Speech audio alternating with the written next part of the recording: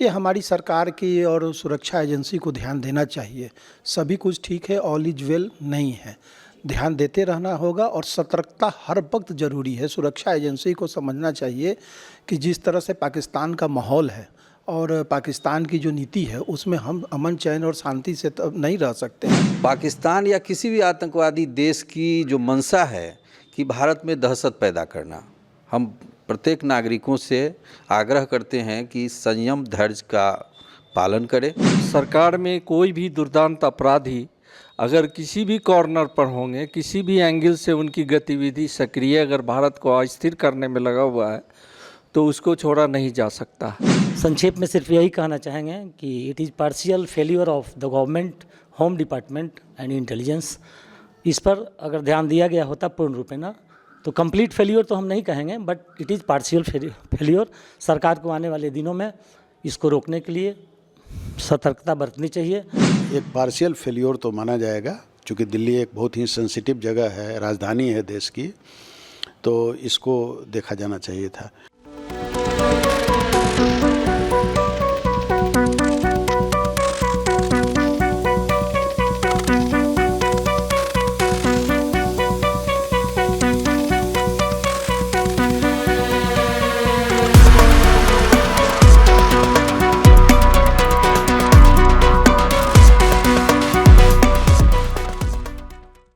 नमस्कार, मैं निशा श्री आप तमाम दर्शकों का स्वागत करती हूं फर्स्ट लुक बिहार में, जहां हम देखते हैं खबरें जो जानना ज़रूरी है।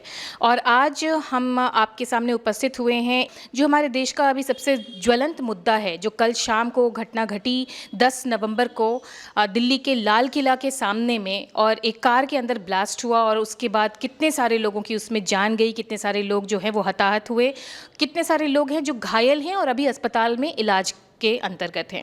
जांच चल ही रही है, पूरी तरह से जांच रिपोर्ट नहीं आई है, लेकिन अगर आज की हम बात करें 11 नवंबर के शाम तक की, तो इतनी बात सामने आ गई है कि ये आतंकवादी ही हमला माना जाएगा।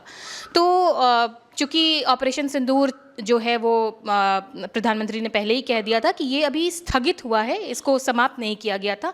जाहिर सी बात है कि अगर आतंकवादी हमला होगा उसके ऊपर जांच होगी और उसके ऊपर रिएक्ट किया जाएगा।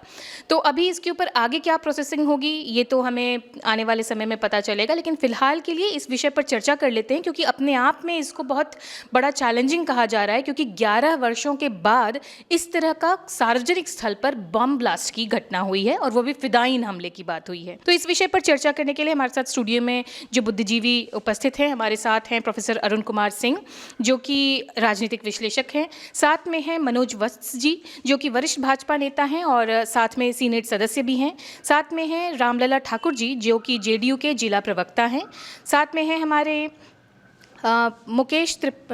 डॉक्टर विनोद प्रसाद यादव जी जो कि प्रदेश महासचिव हैं आरजेडी के, और साथ में हैं मुकेश त्रिपाठी जी जो कि कांग्रेस के वरिष्ठ नेता हैं।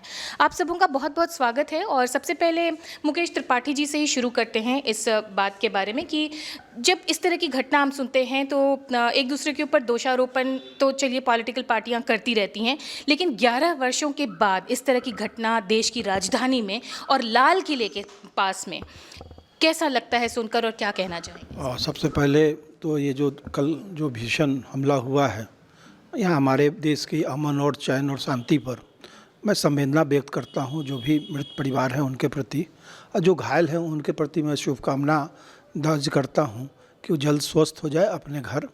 ये हमारी सरकार की और सुरक्षा एजेंसी को ध्यान देना चाहिए। सभी कुछ ठीक है, ऑल इज वेल नहीं है। ध्यान देते रहना होगा और सतर्कता हर वक्त ज़रूरी है। सुरक्षा एजेंसी को समझना चाहिए कि जिस तरह से पाकिस्तान का माहौल है और पाकिस्तान की जो नीति है उसमें हम अमन चैन और शांति से तो नहीं रह सकते हैं, और थोड़ी सी भी चूक बहुत भारी पड़ेगी। और थ्रेट आ भी रहा था, सुरक्षा एजेंसियों को खबर थी, सुरक्षा एजेंसियों ने जहाँ तक कोई कार्रवाई की उन लोग बधाई के पात्र हैं, लेकिन जो कल घटना हुई है चूक हुई है थोड़ी सी। सरकार को आगे ध्यान देना चाहिए और जो भी इसमें संलिप्त है उन पर इतनी कड़ी कार्रवाई की जो एक नज़ीर बने और डर पैदा हो।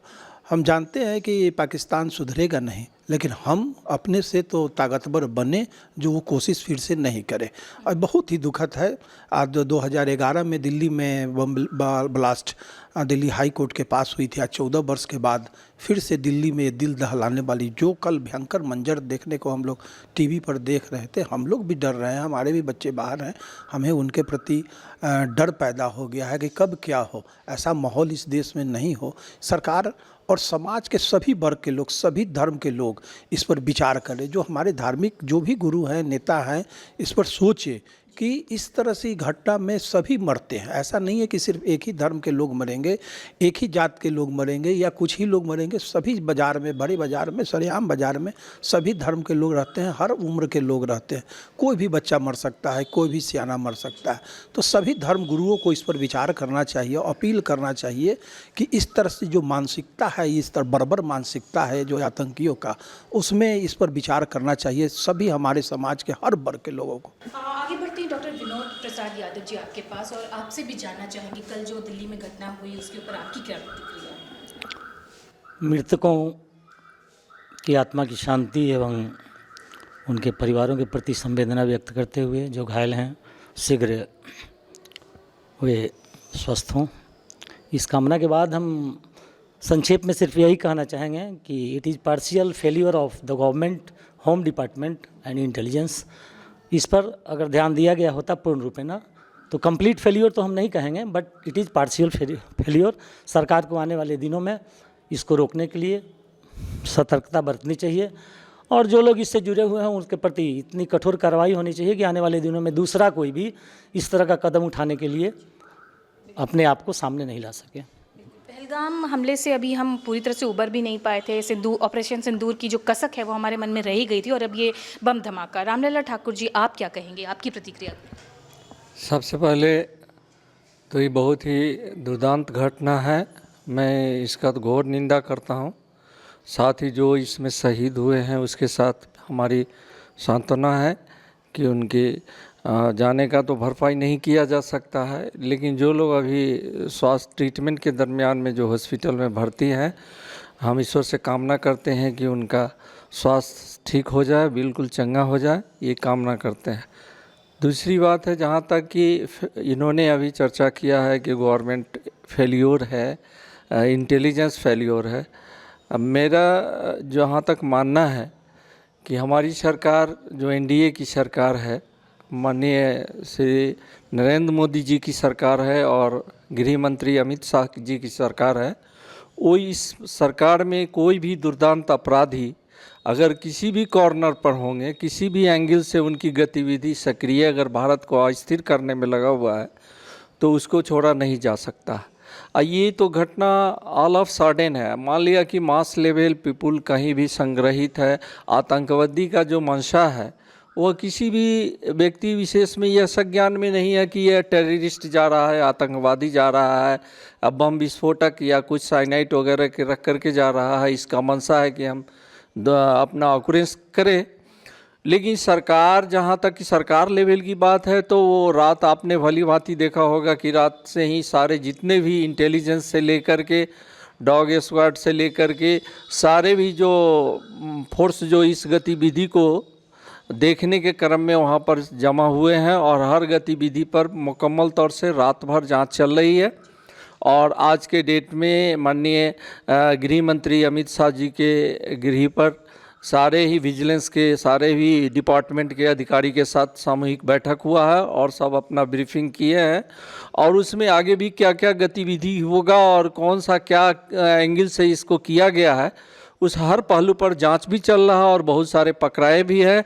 और हम आशा करते हैं कि कोई भी टेररिस्ट बच नहीं पाएगा। जो भी इन्वॉल्वमेंट है उनको सज़ा दिया जाएगा, और कठोर से कठोर सज़ा दिया जाएगा, जो एक इतिहास है। पाकिस्तान की गतिविधि से आप हर सब आदमी रूबरू हैं कि उसकी मानसिकता क्या है, भारत को हमेशा से अस्थिर करने पर लगा हुआ है। लेकिन उसको ये भी समझना चाहिए कि एनडीए की सरकार है भारत में, माननीय नरेंद्र मोदी की सरकार है, वह किसी को छोड़ेगा नहीं और न बख्शेगा।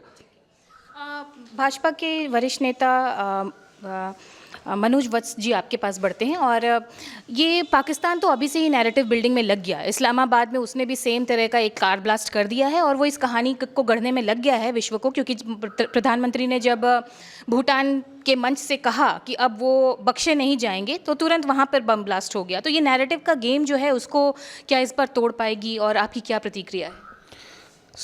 सबसे महत्वपूर्ण विषय तो यह है कि जो भी जिनकी भी मृत्यु हुई है या जो इंजर्ड हुए हैं उनके प्रति हम संवेदना व्यक्त करते हैं। पाकिस्तान या किसी भी आतंकवादी देश की जो मंशा है कि भारत में दहशत पैदा करना, हम प्रत्येक नागरिकों से आग्रह करते हैं कि संयम धैर्य का पालन करें। और ये स्पष्ट है, चाहे सरकार किसी की हो, हर सरकार चाहती है, और ख़ासकर वर्तमान सरकार है वो तो राष्ट्रवाद पर आधारित सरकार है। ये सरकार नहीं चाहेगी कि हमारे नागरिकों की क्षति हो, दहशत हो। इसलिए सरकार अपना कार्य कर रही है। और पाकिस्तान, जब से पाकिस्तान का निर्माण हुआ है, पाकिस्तान इस तरह की गतिविधि हमेशा करती रही है। और मेरा मानना है कि सरकार अपना कार्य कर रही है। हम सब लोगों को संयम धैर्य का पालन करना है। और यदि हम संयम और धैर्य का पालन करेंगे तो आतंकवादियों को चुन चुन के पकड़ लिया जाएगा और आतंकवादी छूटने नहीं जा रहे हैं और पाकिस्तान की मंशा समाप्त हो जाएगी। कंक्लूडिंग स्टेटमेंट के लिए बढ़ते हैं प्रोफेसर अरुण कुमार सिंह की तरफ। और ये जो कल घटना हुई है और उसके बाद तमाम राजनीतिक पार्टियों और अलग अलग नेताओं की तरफ से जो है वो आ रहे हैं जो उनके अपने अपने स्टेटमेंट हैं, लेकिन इसमें कश्मीरी डॉक्टर्स, जब डॉक्टर्स का नाम इन्वॉल्व होता है, जिनको कि हम कोरोना के वक्त में उनको भगवान के रूप में पूज रहे थे, तब इस तरह की घटना आती है तो आपकी क्या प्रतिक्रिया? देखिए, ऐसा है कि ये तो जो घटना है निश्चित रूप से पाकिस्तान स्पॉन्सर्ड है, लेकिन एक इसमें जो जिस बात को हम लोगों को महसूस करना चाहिए वो ये है कि उन्होंने अब जगह बदल दिया है। जैसे कश्मीर में कोई घटना घटती थी तो सीधे पाकिस्तान पर नज़र पूरे दुनिया का हो जाता था। तो इसलिए उन लोगों ने बहुत चालाकी से और एक स्ट्रेटेजिक बदलाव इसको हम देख रहे हैं कि उन्होंने अब जम्मू कश्मीर में इस तरह की घटना न करा के वो दिल्ली में या लखनऊ में या और दूसरे प्रदेशों में कहीं ना कहीं कराएंगे। पहली बात तो इस पर भी सतर्क रहना पड़ेगा। दूसरा है कि इनपुट था, कश्मीर में भी लोग पकड़े गए हैं, फरीदाबाद में भी पकड़े गए हैं, लखनऊ में भी पकड़े गए हैं। तो लेकिन फिर भी हम इस बात से इनकार नहीं कर सकते हैं कि 3 घंटे तक, जैसी सूचना है कि 3 घंटे तक वो रहा वहाँ गाड़ी में बैठा हुआ I-20 गाड़ी के साथ, तो एक पार्शियल फेल्योर तो माना जाएगा। क्योंकि दिल्ली एक बहुत ही सेंसिटिव जगह है, राजधानी है देश की, तो इसको देखा जाना चाहिए था। लेकिन सबसे बड़ी बात जो ये है कि इस बार कोई घुसपैठिया इस काम को नहीं किया है। ये सब जो लोग पकड़े जा रहे हैं वो सब भारतवर्ष के नागरिक हैं। और भारतवर्ष के नागरिक हों, हिंदू हों, मुसलमान हों, सिख हों, ईसाई हों, इस लोकतंत्र में सब लोग यहाँ पर जीवन यापन अपना कर रहे हैं। किसी के साथ कोई भी यहाँ पर पार्शलिटी नहीं है। कोई भी अगर जैसे कोई भी स्कीम अगर है सरकार की तो वो सबको मिलता है, मुसलमान को मिलेगा, हिंदू को मिलेगा, सिख को मिलेगा, ईसाई को मिलेगा। तो इस मामले में उनको सेग्रीगेट करने की ज़रूरत है। और उस समाज का ज़्यादा कर्तव्य है जिस समाज के लोग इस तरह के आतंकवादी एक्टिविटीज़ में आगे आ रहे हैं। ये समाज का दायित्व है उनके कि वो लोग उन पर नज़र रखें, देखें, क्योंकि वो उनके आसपास रहने वाले लोग हैं, और उसकी सूचना दें और उनको अलग थलग करें और अलग थलग करके और उसकी सूचना भी जहाँ पर जो सक्षम जगह हो वहाँ पर उनको देनी चाहिए।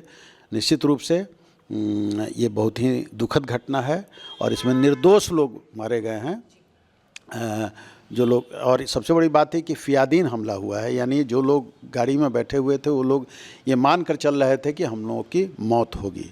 तो मौत को गले लगाने का मतलब है कि इतना ब्रेन वॉश किया गया है उन लोगों का कि उन लोगों की समझदारी बिल्कुल शून्य हो गई उस समय और वे लोग उन लोगों ने इस तरह का काम किया।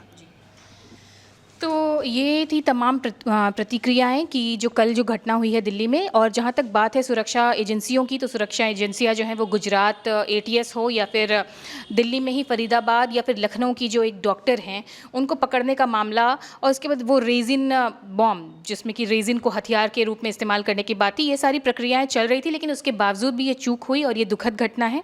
लेकिन अब फिर से जितनी भी सुरक्षा एजेंसियाँ हैं वो अपने काम में लग गई हैं और वो कोशिश करेंगी कि आगे इस तरह की घटना ना हो। अभी के लिए हम आपको यही संदेश देंगे और हमारे जितने भी लोग हैं उनको धन्यवाद के साथ कि उन सबका यही कहना था कि हम लोगों को अब इंडिविजुअल लेवल पे सतर्क रहना होगा। जब भी आप मार्केट में जाएं, कोई भी संदिग्ध वस्तु देखें या कोई संदिग्ध गाड़ी देखें जो बहुत देर तक अनअटेंडेड या अटेंडेड भी है और बेवजह किसी जगह पे बहुत देर तक पार्कड है, तो उसकी सूचना आपको नज़दीकी पुलिस स्टेशन पर ज़रूर देनी चाहिए। इसी के साथ इस चर्चा को यहीं पर देते हैं विराम। दिल्ली बॉम्ब ब्लास्ट और आतंकवाद से जुड़ी घटनाओं से जो भी अपडेट्स हमारे पास आएंगे हम आपको फर्स्ट लुक बिहार के माध्यम से देते रहेंगे। अभी के लिए दीजिए इजाज़त। धन्यवाद।